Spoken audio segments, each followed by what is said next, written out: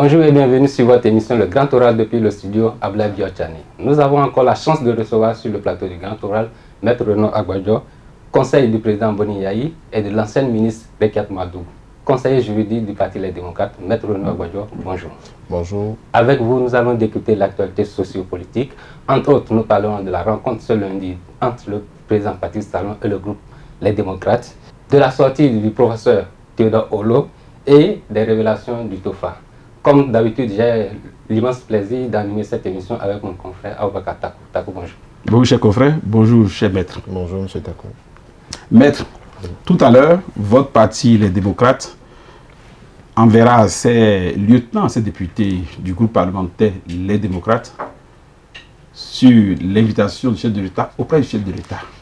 Vous vous êtes préparé sans doute, parce qu'il s'agit d'une échéance assez capitale, parce qu'il sera question, me semble-t-il, de discuter des voies et moyens pour retoucher le code électoral. Vous êtes juriste, la personne la mieux indiquée pour conseiller vos pairs.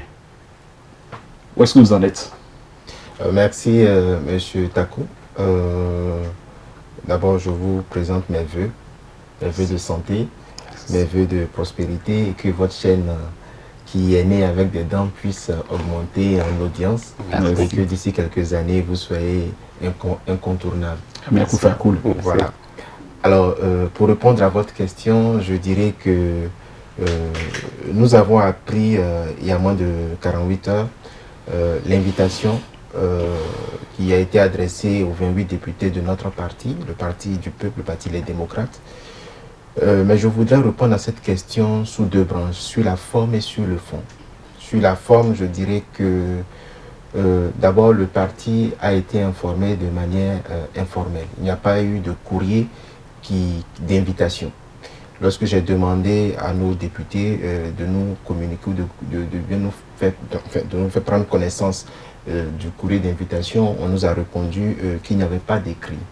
Ce qui pose déjà un problème lorsque l'exécutif, le chef de l'exécutif demande à un groupe parlementaire ou à des députés qui ne sont pas de son parti, lorsqu'il les invite, il est de bonne loi, étant donné que nous sommes dans un régime démocratique de séparation de pouvoir, il est de bonne loi que l'invitation soit formalisée.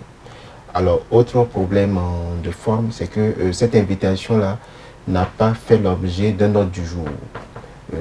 Il n'y a pas un ordre du jour formel qui a été indiqué aux 28 députés. C'est par le truchement du bureau de l'Assemblée que le groupe parlementaire Les Démocrates, à sa tête le président Nouréni Atchadé, que je salue au passage, a été informé de cette invitation sans qu'on ne précise l'ordre du jour. Je trouve que ça pose problème et cela justement a créé en nous beaucoup d'interrogations sur l'intérêt de cette invitation-là. Voilà. Nous avons trouvé que cela n'a pas pris les formes et les canaux qui font de notre République une République où les institutions se respectent réciproquement. Donc c'est ce que je voudrais dire sur la forme. Maître, du fait qu'il n'y a pas un ordre du jour, est-ce que ça ne vous laisse pas le boulevard ouvert pour pouvoir poser tous les problèmes que vous voulez? Non, nous ne sommes pas demandeurs d'invitation, on nous a invités. Ce n'est pas à nous on ne nous a pas invités ex nihilo, on nous a forcément invités pour un sujet. Et comme nous sommes des représentants du peuple, je parle au nom des 28 députés. Je ne dirais pas que je parle au nom des 28 députés, mais en tant que membre du parti Les Démocrates qui comporte 28 députés, ce sont des représentants du peuple et qui sont membres du premier parti d'opposition, chef de file de l'opposition. Au moins, le code électoral, ce débat-là vous intéresse, puisque ça s'impose. Mais on ne sait pas si c'est pour le code électoral que nous avons été invités.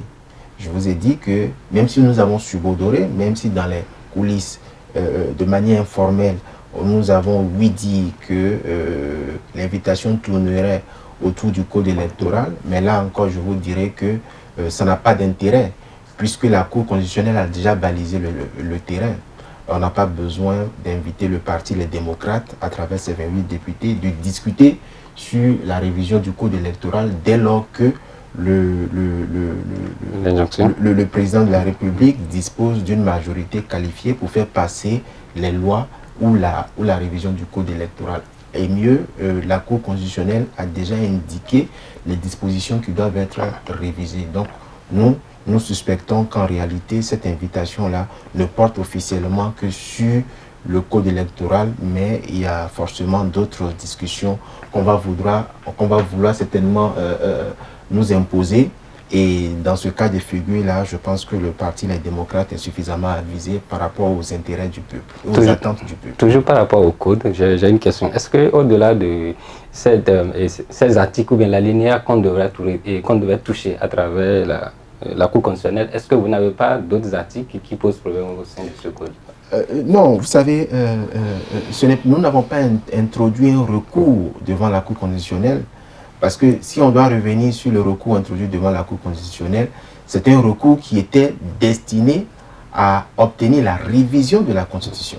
C'était un recours où on attendait de la Cour qu'elle fasse injonction à l'Assemblée nationale pour que la Constitution soit modifiée. Ce qui est déjà n'est pas de l'attribution de la Cour constitutionnelle. La Cour constitutionnelle n'a pas d'attribution, n'a pas de prérogative lui permettant d'enjoindre à l'Assemblée nationale de modifier la Constitution ou quelque loi que possible. La Cour constitutionnelle est juge de la conformité de la loi à la loi fondamentale. Donc, nous avons trouvé que c'était assez curieux, puisque, comme l'ont dit certains acteurs de la société civile, pour qu'on puisse réviser la Constitution, c'est soit sur initiative des députés ou sur initiative du pouvoir exécutif. Donc, nous n'avons pas compris pourquoi cette forme-là a été... Mais dans tous les cas, le Parti Les Démocrates n'est pas à l'initiative, n'a pas été à l'initiative de la version actuelle du code électoral. Et c'est ce code électoral-là qui a été à la base de toutes les crises électorales et post-électorales depuis 2019 jusqu'à 2021, où on a dénombré des morts, on a dénombré des exilés, on a dénombré des détenus politiques arbitrairement détenus jusqu'à ce jour. Donc nous ne sommes pas comptables. Le Parti des démocrates n'est pas comptable des errements juridiques qui ont occasionné toutes les conséquences dramatiques que notre pays a connues. Donc de sorte que je ne dirais pas que nous ne nous sentons pas concernés, mais nous avons toujours dit que pour que le Bénin puisse faire le deuil de tout ce passif démocratique, il faut qu'on s'asseye dans le cadre d'une assise nationale et qu'on discute. Vous avez parlé tout à l'heure d'injonction de la Cour. Est-ce que dans le cadre de cette révision du code électoral, cette injonction, elle est légale? D'abord, cette injonction-là procède d'une décision. Au plan formel, c'est une décision de justice. Il faut prendre acte de la décision. Maintenant, sur la légalité, je ne dirais pas qu'elle est illégale, puisque c'est une décision de justice. Maintenant, quand on critique le fond de la décision, est-ce que la décision de la Cour constitutionnelle, en ce qui concerne la révision du code électoral, lie le Parlement? Là, je dis non. L'injonction faite au Parlement ne lie pas le Parlement, puisque cela ne rentre pas dans les prérogatives de la Cour constitutionnelle d'enjoindre au Parlement de voter ou de ne pas voter telle loi. De sorte qu'aujourd'hui, les députés, toutes tendances confondues, peuvent même ne pas se saisir de la question, peuvent même ne pas introduire une proposition de révision du code électoral, ou bien même qu'un projet ou qu'une proposition de loi de révision de la loi électorale soit introduite et qu'elle aboutisse à un rejet. Ce serait toujours dans les prérogatives du Parlement que de rejeter une telle loi, même si la Cour en avait fait une injonction. Vous avez dit tout à l'heure que c'est ce code électoral qui a créé beaucoup de problèmes dans cette République. Il y a eu des morts, il y a eu des exilés, il y a eu des gens qui sont en prison. Donc sa révision devait être salutaire pour vous les démocrates, non? Je pense qu'il faut repartir à l'origine. Pourquoi le Parti Les Démocrates est demandeur d'assises nationales? Le Parti des démocrates est demandeur d'assises nationales parce que justement, nous devons nous pencher sur les conséquences fâcheuses de l'exécution, de l'application de ce code électoral. Donc, nous estimons que tant qu'on n'a pas fait le deuil, tant qu'on n'a pas fait le point sur les conséquences de l'application malheureuse de ce code électoral, qu'on n'attende pas du Parti Les Démocrates qu'il vienne accompagner une réforme qui pourrait aussi aboutir à d'autres formes d'exclusion. Donc nous estimons qu'aujourd'hui, il est de bon ton encore que c'est la volonté de l'opinion.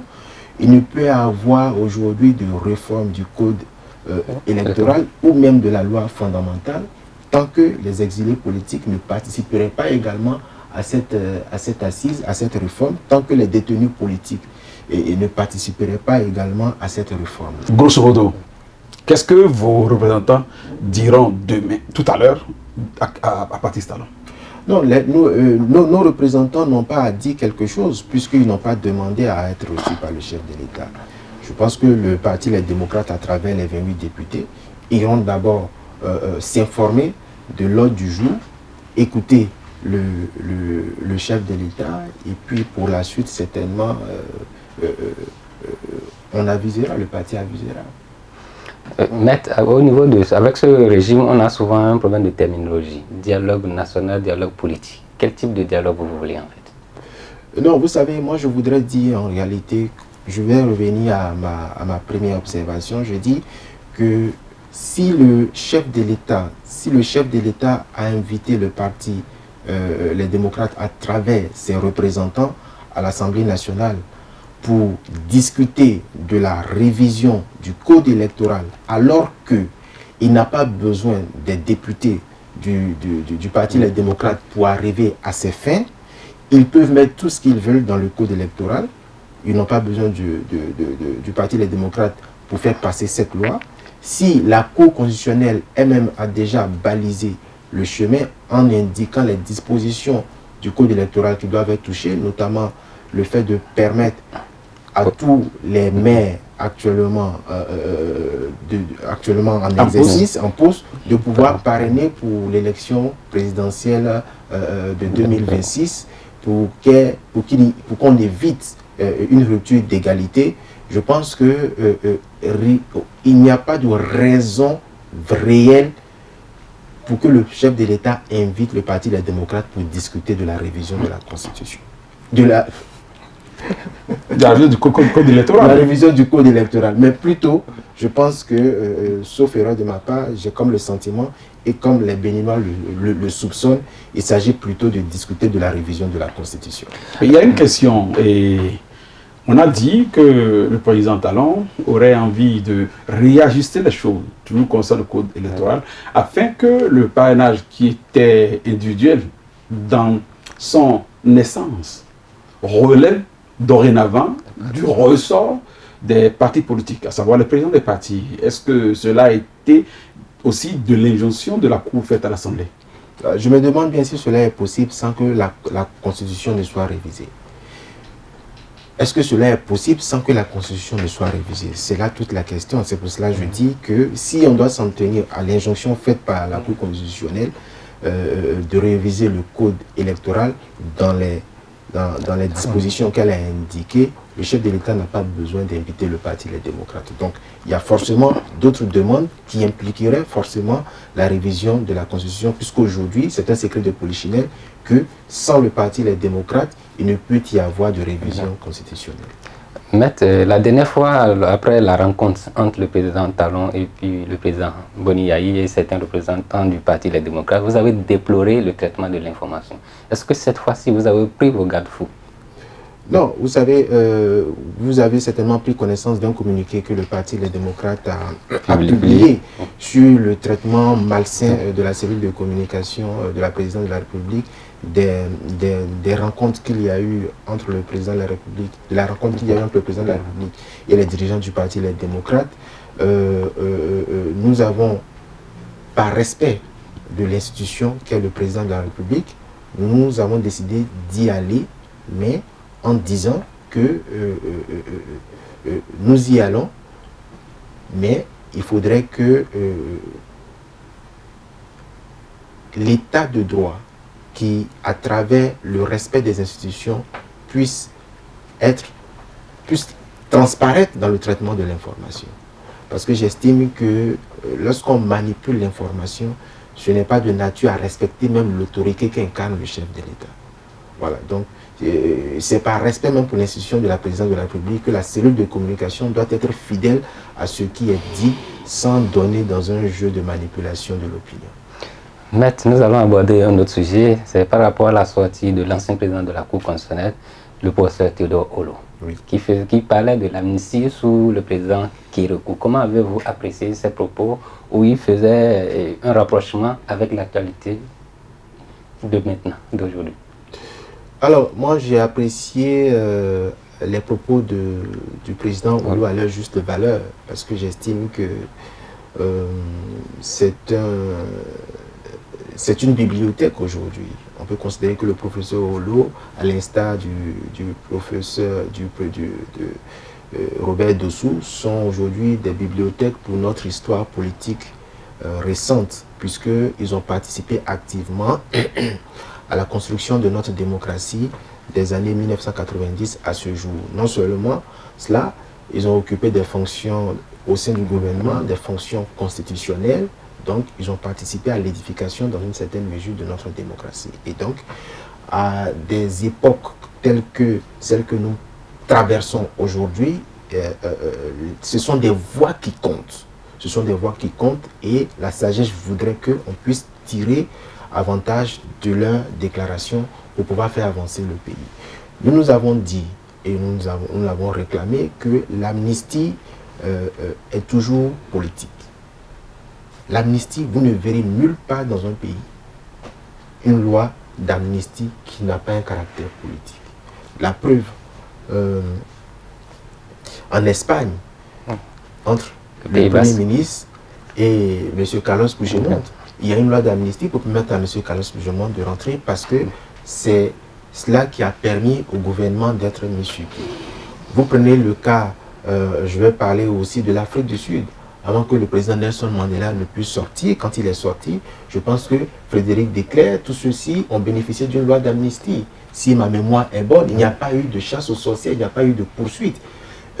Dans bien d'autres cas, les lois d'amnistie sont toujours politiques. Donc si la loi d'amnistie que nous réclamons et qui a été malheureusement, avec beaucoup de regrets, rejetée par le chef de l'État, nous estimons aujourd'hui que c'est salutaire que le président Théodore Olo ait fait cette déclaration pour rappeler que nous ne réinventons pas la roue.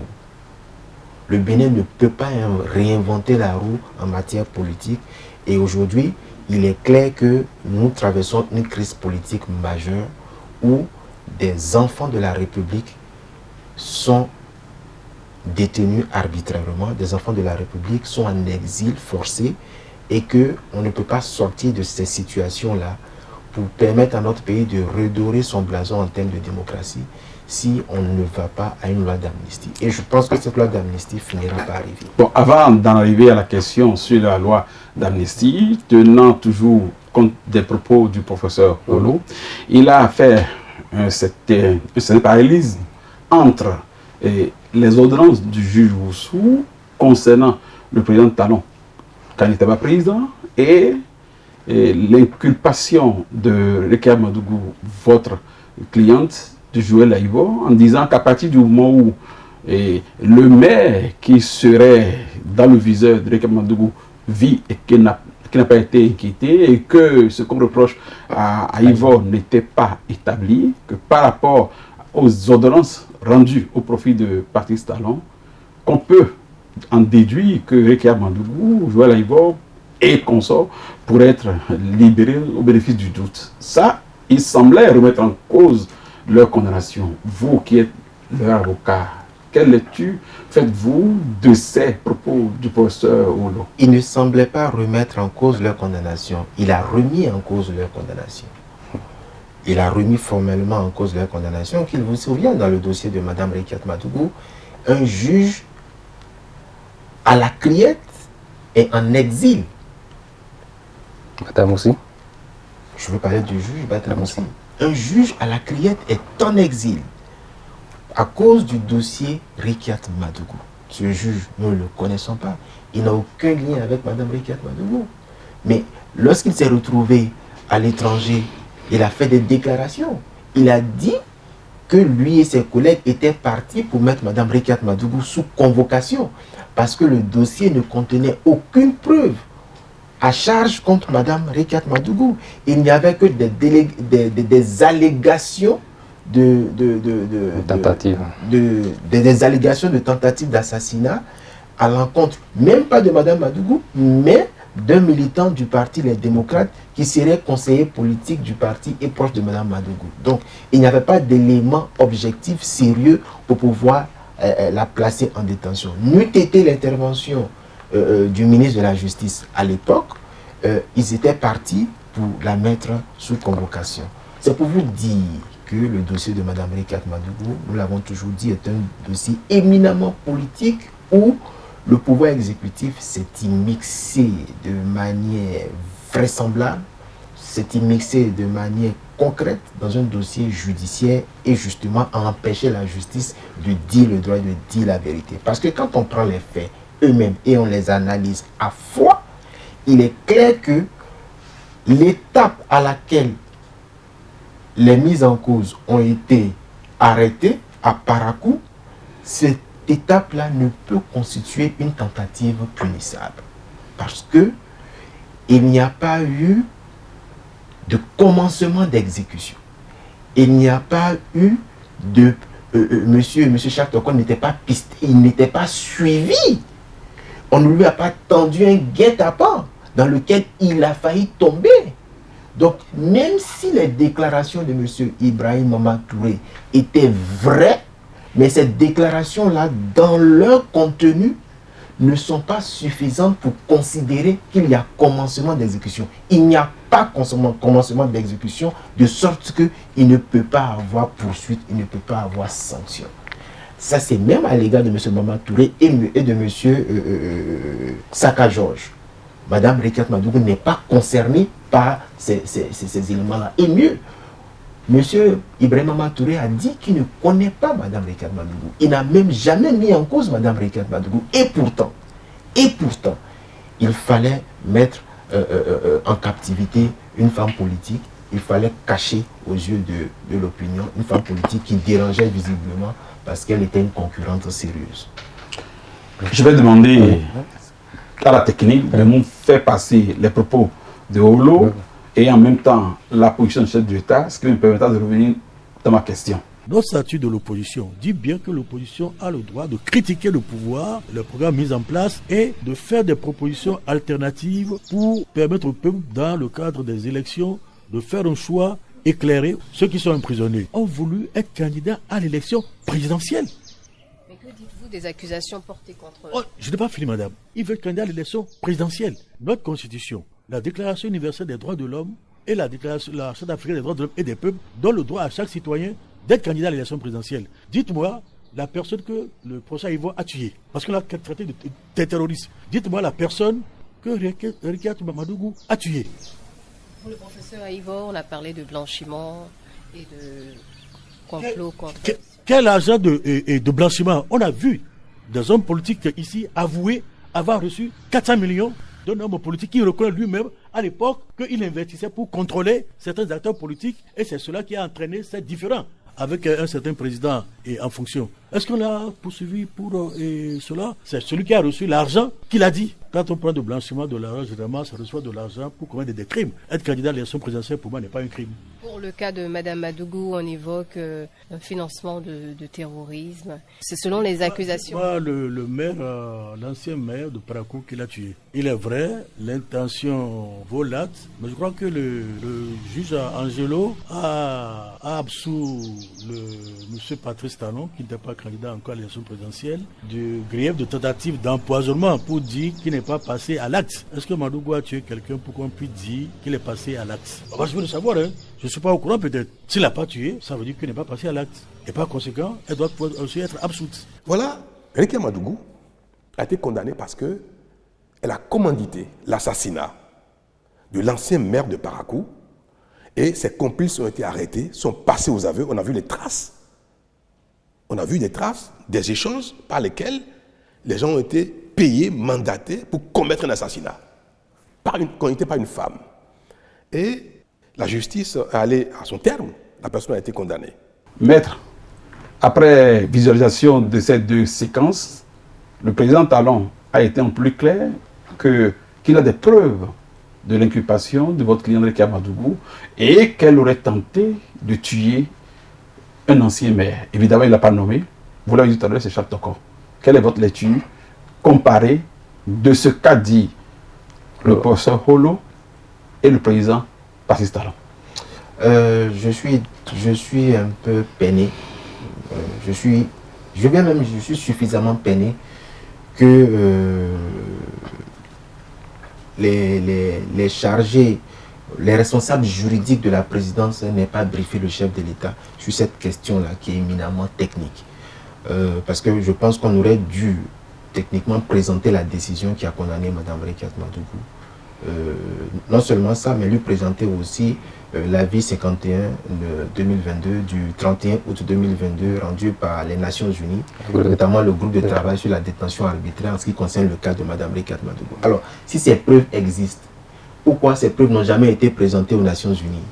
Pourquoi le groupe de travail a dit à la page 13 de l'avis que le gouvernement béninois n'a produit aucune preuve matérielle, aucun procès verbal de témoignage, aucune preuve mettant en cause Mme Rekia Madougou dans un quelconque projet d'assassinat, alors que le gouvernement lui-même a produit un mémoire et a produit des pièces, mais après recoupement, les Nations Unies ont estimé qu'il n'y avait aucune preuve qui permet de dire que oui, effectivement, Mme Rekia Madougou. Alors, je considère que ce que le chef de l'État a dit, c'est pour discréditer Mme Rekia Madougou, alors que le droit dit autre chose. Ce que le chef de l'État a dit ne reste que des allégations. Ce n'est pas fondé sur autre chose que des allégations. C'est suffisamment clair ce que vous venez de dire. Maintenant, par rapport à la dernière sortie du président Boni Yaya Dogo, où il montrait, il exhibait une lettre du professeur Nago. Oui. Est-ce que c'est vous qui lui avez conseillé cela? Parce que nous, on n'a pas vu la lettre quand même. C'est lui qui lisait. Oui, vous n'avez pas vu la lettre. Moi, je suis son conseiller juridique. Moi, j'ai vu la lettre. Et j'ai vu la lettre. Mais on aura tendance à croire que c'est un seul papier. Ou bien alors, je voudrais alors que vous interpellez le président Mathurin Nago si cette lettre existe ou pas. Parce que cette lettre est bien claire. Où le président Nago, encore qu'il faut rappeler que le président Boni Yayi faisait cette déclaration à Dogo, dans l'un des fiefs du président Mathurin Nago. Il ne peut pas prendre le risque de faire une telle déclaration s'il n'a pas d'éléments juridiques qui attestent ces déclarations. On est d'accord. Et jusqu'à présent, vous n'avez pas entendu le président Mathurin Nago le contredire. Alors cette lettre dit clairement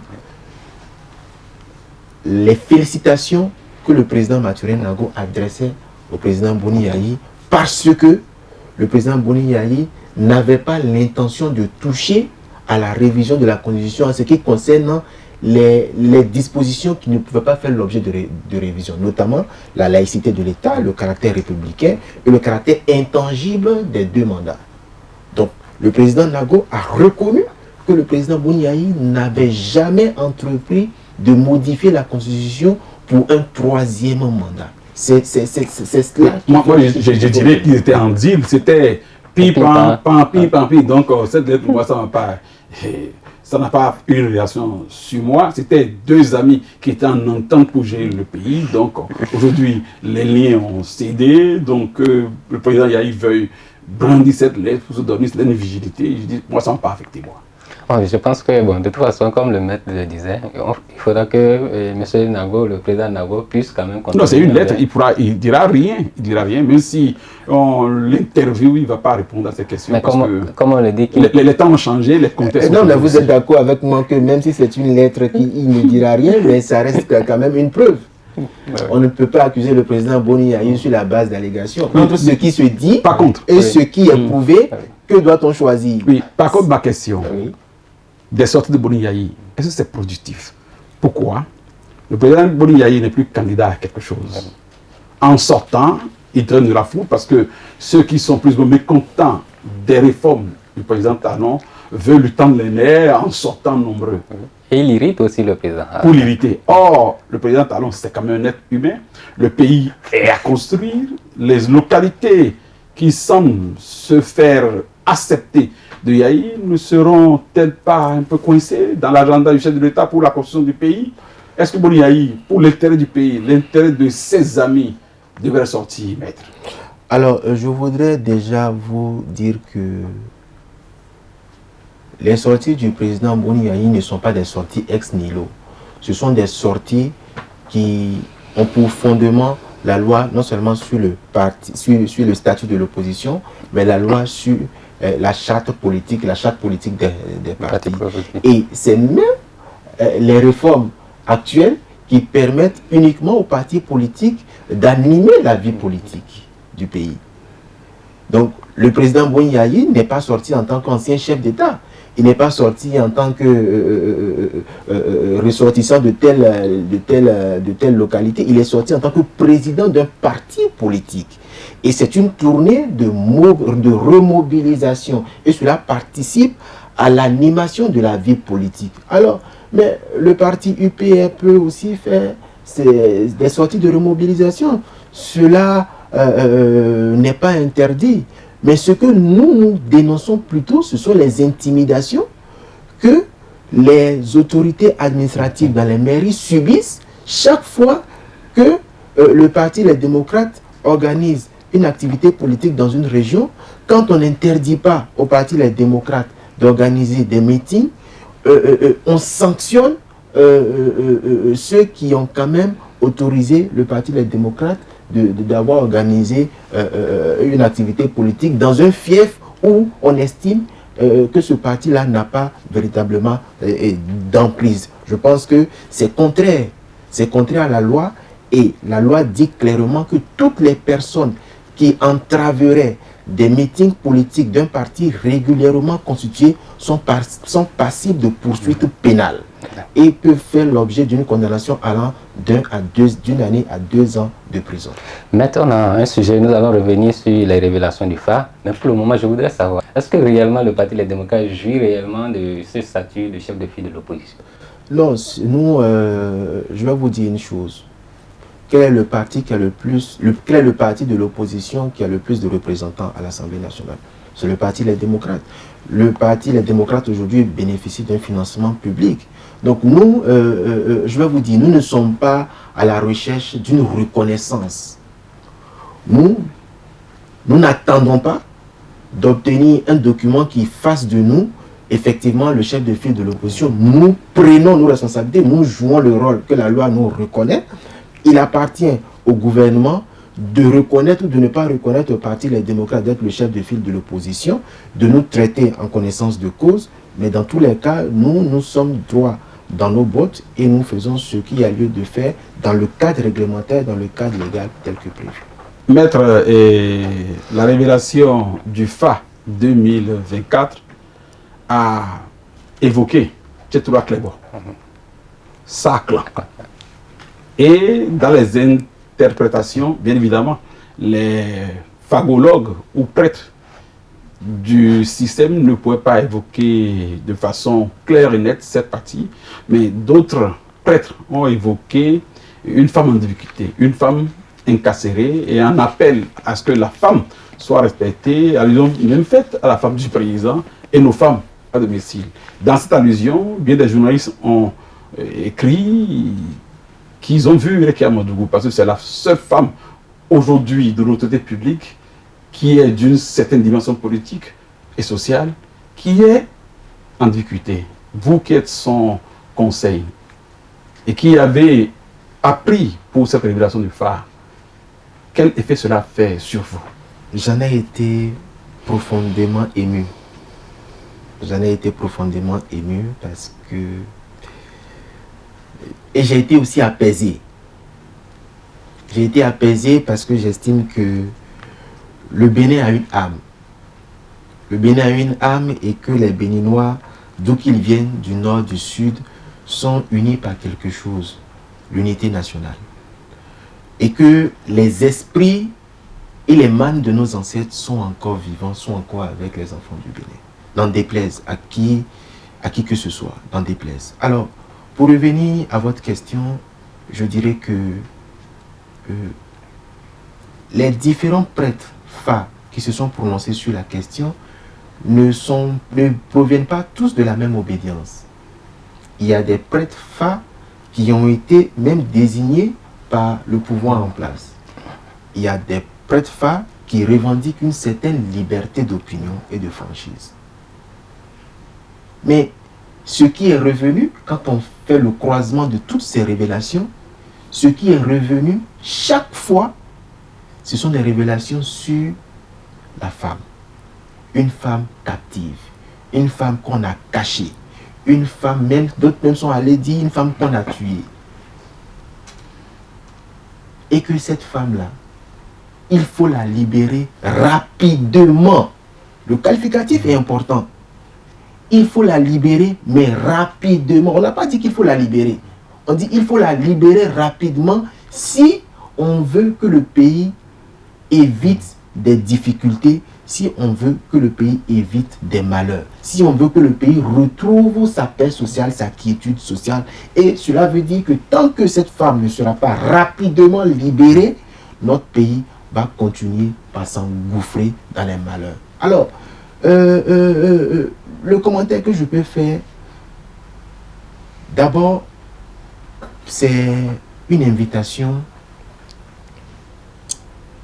aux garants de nos traditions et de nos cultes endogènes. Les rois, les chefs traditionnels, les chefs religieux, toutes tendances confondues. Parce que aujourd'hui, avec ces révélations du phare, il est officiel que tous les Béninois du nord au sud, de l'est à l'ouest, au centre, sont pour que Mme Rikat Madougou soit rapidement libérée. Sauf le chef de l'État. Sauf le chef de l'État qui ne veut pas que Mme Rikat Madougou soit libérée. Mais le chef de l'État ne peut pas s'imposer à la volonté de son peuple. Le chef de l'État lui-même, pour une fin paisible de son mandat, doit arriver à trouver les moyens ou les forces sur lui pour transcender, comme je le dis, ses ressentiments à l'égard de celle qu'il appelle Kiki, de celle qu'il appelle petite sœur, de celle à qui il a dit il y a quelque temps qu'il est fier d'elle. Je pense que le chef de l'État doit pouvoir transcender ses ressentiments pour que, en 2026, on retrouve la liesse populaire qui a permis que lui, en 2016, il devienne le chef de l'État à travers des élections libres et transparentes où, étant en exil, il a pu rentrer et participer à une élection où son plus grand rival politique, le président Boni Yahi à l'époque, a perdu les élections à travers son candidat. Donc j'estime que c'est la dette la plus importante que le chef de l'État doit aux Béninois. S'il ne nous remet pas dans les conditions de 2016, il aura échoué. Est-ce que le président Talon ne se dit pas qu'il a encore du temps? Il voulait le faire au dernier moment, peut-être, début 2026. Mais vous pensez que c'est à la veille des élections 2026 que là où tout serait irrécupérable, que le président Patrice Talon sera félicité?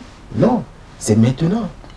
C'est maintenant. Moi, comme je l'ai dit, je me suis exprimé il y a quelques mois, il y a quelques semaines. Certains ont dit que je n'aurais pas dû parler au président de la République en l'appelant père, en lui parlant comme un fils, en lui parlant comme son enfant. Mais moi, j'assume ce que j'ai dit. Parce que vous savez, pour la paix, s'il faut s'humilier pour obtenir la paix, il faut s'humilier. J'estime que c'est ce que les gens ne comprennent pas dans la démarche du président Boni Yahi. Vous avez vu la posture du président Boni Yahi face au président Patrice Talon. Pendant que le président Patrice Talon était tout autoritaire, où il lançait des pics, où il attaquait les représentants du parti Les Démocrates à la présidence de la République. Vous avez remarqué la posture du président Boni Yahi? Il est resté impassible, calme, et il observait son jeune frère. Mais il aurait pu également réagir à travers son statut d'ancien chef le président Yahi est un artiste, c'est un peintre. Il peut bien avoir cette posture. C'est un sage. Mieux se victimiser. C'est un sage. Le président Talon avait dit. C'est un sage. Il a respecté la fonction du chef de l'État en exercice. Il a respecté la fonction du chef de l'État en exercice en décidant de garder le silence. Je crois que la posture du parti Les Démocrates à travers son président, c'est l'humilité, la clarté dans les revendications que sont une assise nationale avant toute forme de révision constitutionnelle. Et un peu de courage, il en appelle à un peu de courage des Béninois pour pouvoir dire la vérité à nos gouvernants sur ce qui ne va pas. C'est tout. Merci, maître. Je pense que l'appel est lancé. Vivement que les mains de nos ancêtres vous entendent afin qu'ils puissent transcender et que le président soit indulgent envers ce que son peuple demande. Chers amis internautes, nous sommes au terme de cette émission. Vous avez entendu tout ce que le maître Renaud Agbajo a dit. Prenez le rendez-vous d'un prochain numéro et nous rêvons aussi de l'avoir encore, peut-être après la rencontre de ce lundi. Merci, à bientôt.